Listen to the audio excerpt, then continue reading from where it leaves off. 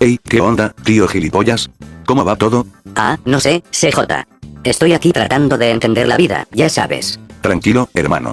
Bueno, estaba pensando en algo que me contaron sobre la Argentina de 1973 a 1976. Parece que fue una época complicada. ¿Argentina?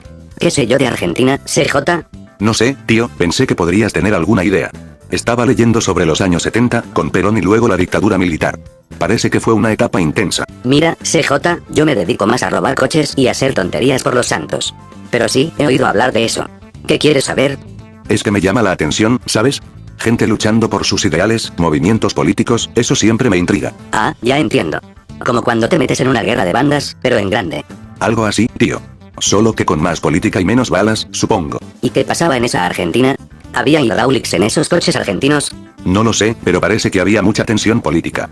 Al principio, con Perón, luego con Isabelita, y después la dictadura militar, con desapariciones y todo eso. Madre mía. Eso suena más intenso que una persecución policial. ¿Y cómo empezó todo? Pues, el período comprendido entre 1973 y 1976 fue un momento de gran agitación política y social en Argentina.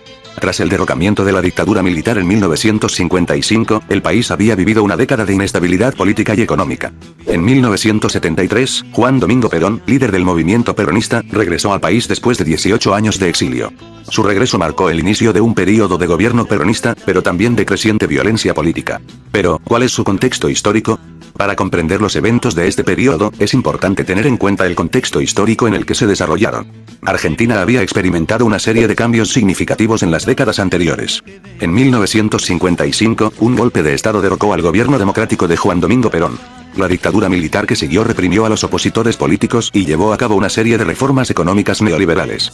Estas reformas provocaron un aumento de la desigualdad y la pobreza, lo que alimentó la agitación social. CJ. ¿Te enteraste de lo que sucedió en Argentina en 1973? Claro, tío. Fue un año lleno de eventos cruciales. Los grupos guerrilleros juveniles presionaron para que Juan Domingo Perón regresara a Argentina el 25 de mayo, pero con la condición de no ser candidato a presidente.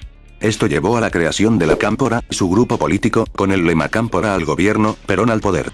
¿Y qué pasó cuando asumió la Cámpora? El 11 de marzo de 1973, la Cámpora triunfó en las elecciones presidenciales con más de 6 millones de votos.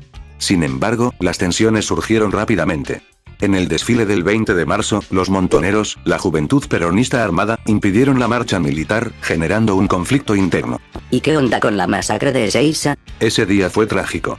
El 20 de marzo, durante la bienvenida planeada para Perón en Ezeiza, se produjo una violenta confrontación entre la derecha peronista y la juventud peronista. La masacre resultante fue un punto crítico que marcó la profunda división en el movimiento peronista. ¿Y después del infarto de Perón? El 26 de junio de 1973, Perón sufrió un infarto, pero la noticia se mantuvo en secreto por orden de su esposa Eva Perón y José López Rega. Horas después, la Cámpora renunció, dejando el control del país en manos de Raúl Lastiri, yerno de López Rega. ¿Y qué pasó con la fórmula del justicialismo? El 23 de septiembre de 1973, Juan Domingo Perón y María Estela Martínez de Perón asumieron la presidencia, pero la violencia persistía. La derecha peronista atacó a columnas juveniles, desencadenando la masacre de Ezeiza con 13 muertos y 300 heridos. La profunda división en el peronismo se hizo evidente tras estos eventos. Perón, visto como la salvación, tomó medidas para consolidar su poder. Creó un gobierno de orientación más derechista, fortaleciendo los grupos sindicales pero desviando las ideas revolucionarias que habían caracterizado al movimiento. ¿Y qué sucedió tras la muerte de Perón? El 1 de julio de 1974, Juan Domingo Perón falleció, sumiendo al país en la incertidumbre. La crisis económica se agravó con la crisis del petróleo, alimentando conflictos internos en el peronismo. La pérdida de Perón dejó un vacío de liderazgo que generó tensiones entre distintas facciones. ¿Y qué hay de la AAA? La AAA, liderada por López Rega, operó durante la presidencia de Isabelita y Perón. Fue una organización parapolicial que sembró el terror asesinando a figuras de izquierda. Isabelita desplegó estrategias para reforzar su poder, pero la violencia política persistió, generando un clima de inestabilidad. ¿Cómo llegamos al golpe de Estado en 1976? Las tensiones continuaron escalando. Las Fuerzas Armadas ansiaban que el gobierno de Isabelita se deteriorara para justificar su intervención. El descontrol económico, la movilización política y social, junto con la violencia paramilitar y guerrillera, crearon el caldo de cultivo perfecto para el golpe de Estado del 4 de marzo de 1976. Este marcó el inicio de la última dictadura militar en Argentina. Increíble, CJ. Fue un período caótico y complejo. Así es, tío. La Argentina vivió una época llena de tensiones, conflictos internos y violencia, marcando un capítulo oscuro en su historia política y social.